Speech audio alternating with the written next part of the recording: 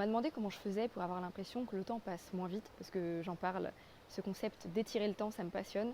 Et je me suis rendu compte d'un truc. Je me suis rendu compte qu'on n'a pas tous la même perception du temps. Il suffit de se rappeler comment on vivait les 2 mois de vacances quand on était enfant. C'était une éternité. Alors 3 tips. 1. Pour moi, ce qui change tout aujourd'hui, c'est de revenir volontairement dans ce que je suis en train de vivre. Plusieurs fois par jour, je me réancre. Je me rappelle quel jour on est, quelle période de l'année, où je suis, comment je me sens, quel temps il fait. Je remets du contexte et surtout, je me rappelle la chance que j'ai d'être là maintenant dans ce contexte. D'autant plus quand je suis dans un rush prolongé. Accompagné d'une minute de cohérence cardiaque, ça met un gros coup de frein. Franchement, une minute, on peut tous le faire. 2. Un autre truc qui m'aide énormément, c'est découper mes journées en 3 vrais moments, donc matin, après-midi, soir, et en faire des mini-journées à part entière. Tu vois, le soir, c'est pas juste un tunnel avant d'aller dormir. Je vis vraiment ma soirée. Je vais cuisiner quelque chose de bon, créer un contexte, même regarder un film va devenir un moment.